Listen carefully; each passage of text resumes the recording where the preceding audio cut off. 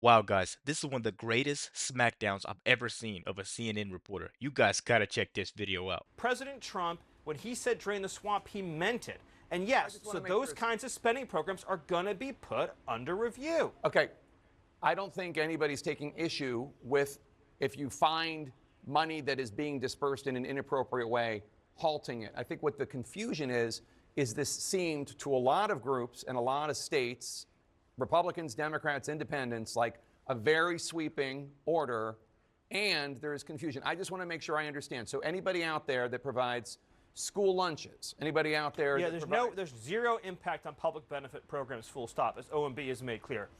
And I want to really drill down on this, Jake, because it's so important. There's 2 million employees in the federal government. Overwhelmingly, the career federal service in this country is far left, left wing. The American people. I don't know that to be a fact. Well, I'll give you a great example. We looked at USAID as an example. That's 98% of the workforce either donated to Kamala Harris or another left-wing candidate, just as an example. okay, but let me just an entire workforce as having a wait, whoa. Did you just say that saying someone voted for Kamala Harris is demonizing them? No. So according your suggestion is that there's a bias. No, but you used the word demonizing. You just said that I'm demonizing somebody by saying they voted for Kamala Harris. Let's get back on track. But I am on track. Okay. Let me stay on track. What I'm saying to you is this: there are 2 million employees in the federal government. Right. They're overwhelmingly left of center. Again, the American people, I got to finish the sentence. Okay. I got to finish the sentence. The American people voted for dramatic change implemented by Donald Trump. So it is essential for him to get control of government, to establish a whole of government process for Donald Trump's political appointees to review discretionary grants of spending for pet projects that are not directed by Congress. In other words, these are pots of money where Congress hasn't said how to spend it or where to spend it. This might be something like saying, I want to build a $500 million fountain in the courtyard of the Department of Commerce. This might be something like saying, I want to fund gender studies in Afghanistan. There has to be political control and review. I can't help it if left-wing media outlets published a fake news story that caused confusion. If you read the OMB guidance memo, it is, well, if you read the OMB guidance memo, I don't know what it's as clear as day. Left-wing media outlet is you, Jake. CNN. Everybody knows this. You gotta sit there and think about what type of person sits there and agrees with the message that CNN puts out week after week. All this stuff have been said by Caroline Levitt in these press briefings.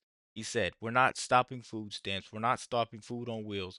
We're investigating where this other money is going. So, we're still going to get aid, but we're doing an investigation. Anybody that disagrees with that has something to hide. These people have been taken from American people for a while. And to say what Jake Tapper just said, you want $500 million to build a fountain when it probably costs 500,000, and then you go pocket the rest of the money.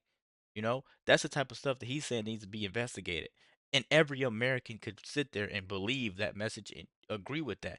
So how can you sit there and go against Trump and Elon Musk for wanting to investigate where this stuff is going? Let's keep going, guys. Let me know what you think about the video. Be sure to hit the subscribe button. Just talked to Congressman Don Bacon, a Republican, a Trump supporter. We just interviewed him. He said that there was a lot of confusion. He said that the executive order created by the media, Jake. The OMB guidance memo, if you read it, is as clear as day. It's pretty broad my point is, and confusingly written.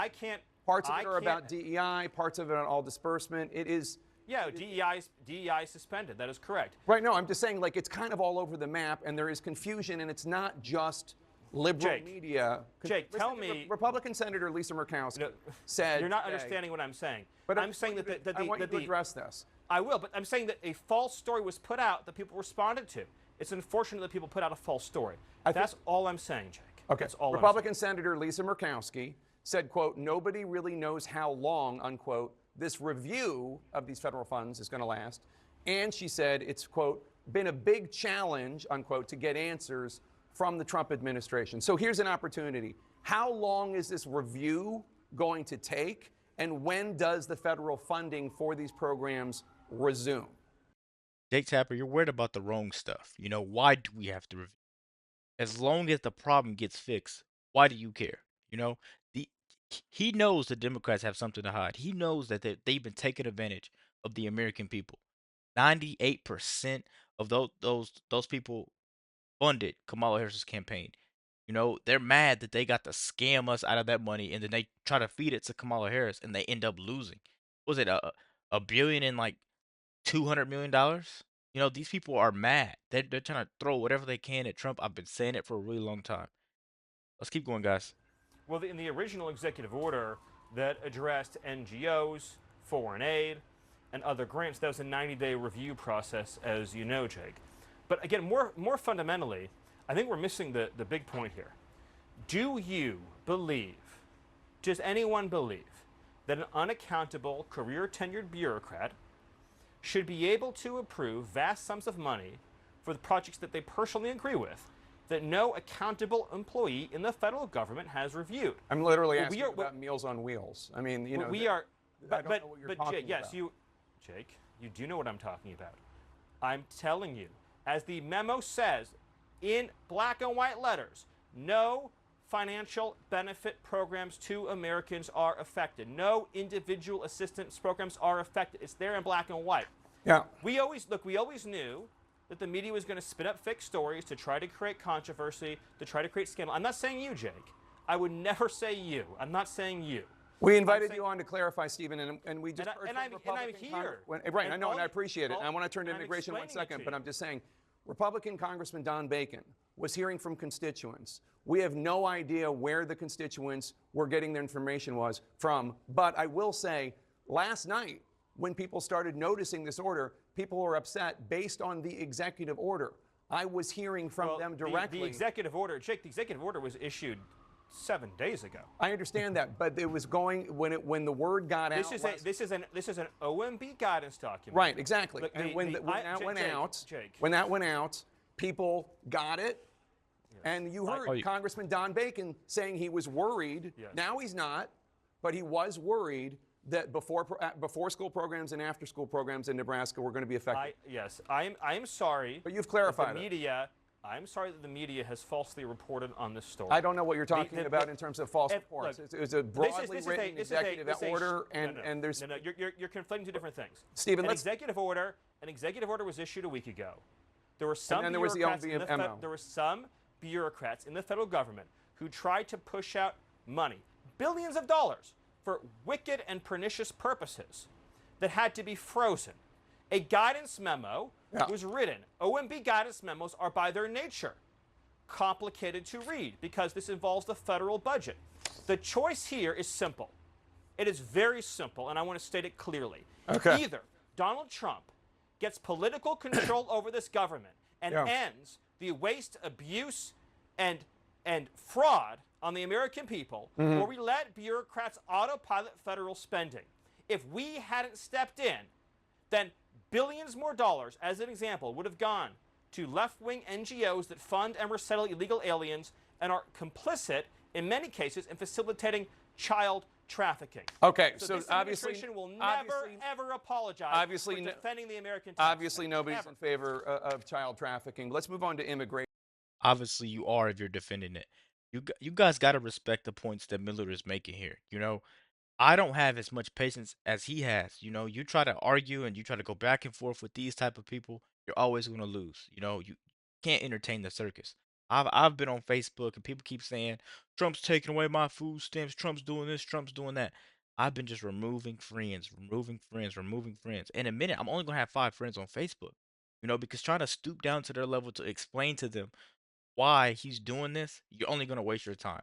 See, he grabbed his paper, start stacking them up. He's about to try to push out some more propaganda. Just a lot of word vomit and a lot of stuff that doesn't make sense, guys. And Stephen Miller's trying to provide some clarity. You know, trying to sit there is like with this guy Jake Tapper is like trying to clean a window with mud. You know, he's never gonna be able to see through it. Let's keep going, guys.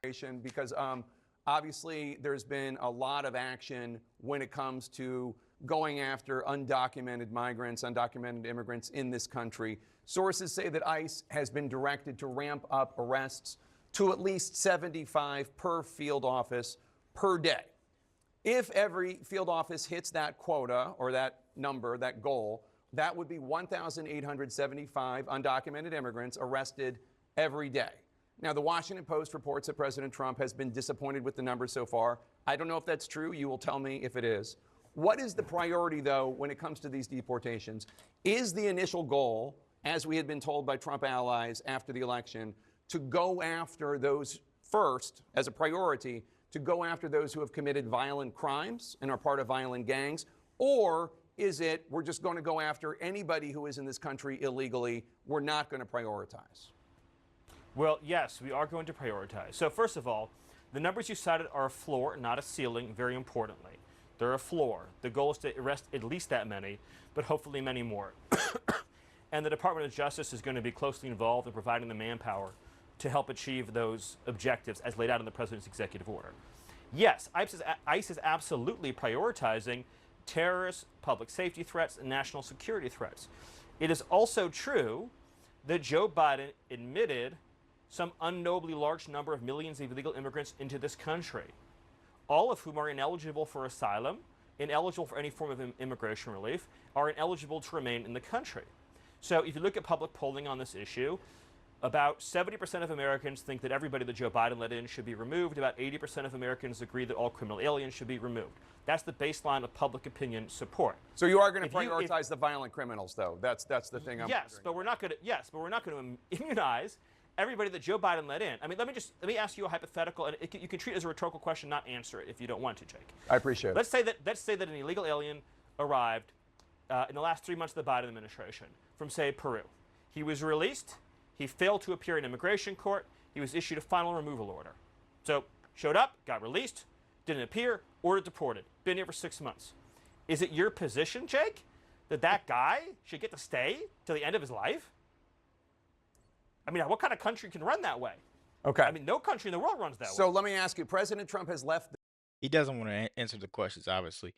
Let me tell you guys this. If I was to drive while suspended and they were to take me to court and I wasn't to show up to court, then they would issue a warrant for my arrest. I would have to go to jail. But these people get a court date, don't go. Get another court date, don't go. Get another court date, don't go.